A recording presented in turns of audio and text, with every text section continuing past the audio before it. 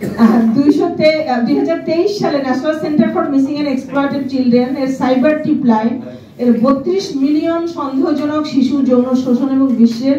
বিভিন্ন দেশের রিপোর্ট, সেখানে বাংলাদেশ, এটা কিন্তু মিলিয়নে, এই যে আপনার এখানে যেটা বলা আছে এটা মিলিয়নে, তার মানে 24,91,268 মিলিয়ন, এটা হলো 2,49,00,000, 2,49,00,000 মিলিয়নকে যদি আমরা 10 দিয়ে এটাকে গুণ দিই তাহলে সেটা বেরিয়ে যাচ্ছে যে এখানে 24 লক্ষ দেখাচ্ছে। তারপরে দেখেন অন্যান্য আমেরিকার থেকেও বেশি, আমেরিকাতে তারপরে সেকেন্ড হাইয়েস্ট হলো আমেরিকা, 11,32,270 মিলিয়ন। তারপরে আরেকটু রাখেন, আর ডোমিনিকান রিপাবলিকে আছে 1 লক্ষ সামথিং, ফ্রান্সও 3,10,000, নাইজেরিয়াও 3,39,000, থাইল্যান্ডে 4,32,000, কিন্তু সবচেয়ে উপরে আছে বাংলাদেশ 24,91,368 মিলিয়ন রিপোর্ট ওখানে হয়েছে, এবং আমেরিকায় হয়েছে 11,32,270। সুতরাং আমরা খুবই অরিড আমাদের দেশকে নিয়ে, আমাদের দেশের শিশুদেরকে নিয়ে, আমাদের বাচ্চাদেরকে নিয়ে, আমাদের নিজের ঘরে যে আমার বাচ্চা এই ধরনের হয়রানির শিকার হচ্ছে আমরা বুঝতেও পারি না। সেইগুলি তাদেরকে বুঝতে হলে বুঝতে হয়, তারা হঠাৎ করে খুব আপনার বিষণ্ণতায় ভোগে, তারা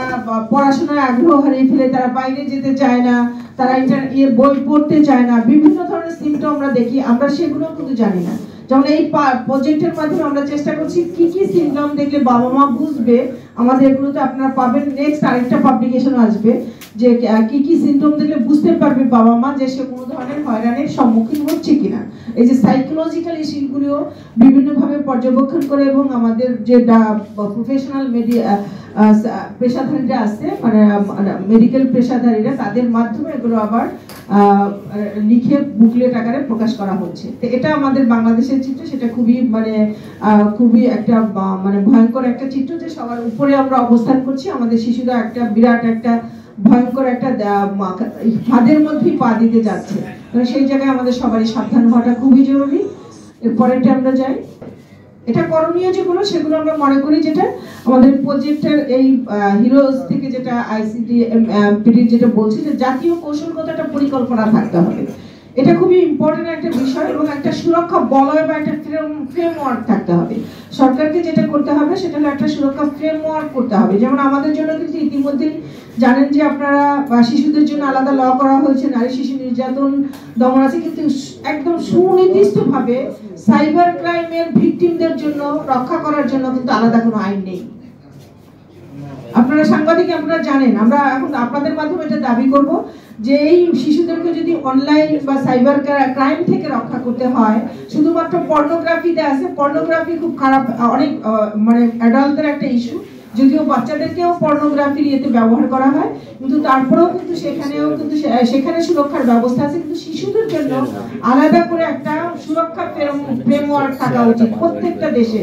যেখানে সাইবার ক্রাইম বা ইন্টারনেটে যত ধরনের বিপদ বা ফাঁদের মধ্যে তারা পড়বে তাদেরকে রক্ষার জন্য এটা কাজ করবে। বাংলাদেশের পুলিশের এখন কতগুলো সাইবার ক্রাইম মানে উইমেনদের রক্ষা করার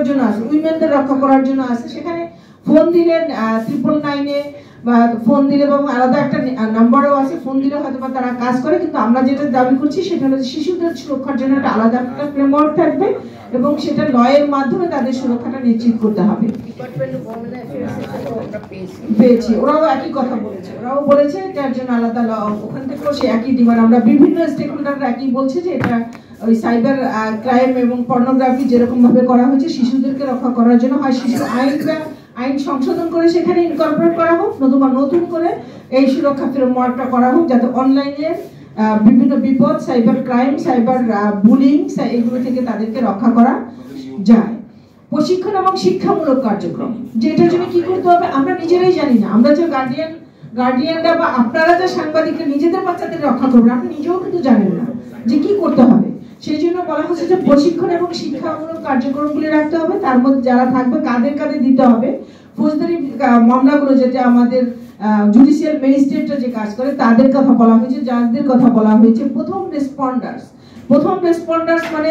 একটা ভিকটিম শিকার যদি এই ধরনের ঘটনার শিকার হয়, সে অ্যাবিউজার বা এক্সপ্লয়েটার, সে প্রথম কার কাছে যায়, হয় পুলিশের কাছে, না হয় তদন্তকারীর কাছে, না হয় প্রশাসক মানে আমাদের জুডিশিয়াল ম্যাজিস্ট্রেট যারা থাকে বা তাদের কাছে যেতে পারে। এদেরকে আমরা বলি হলো হ্যাঁ না NGO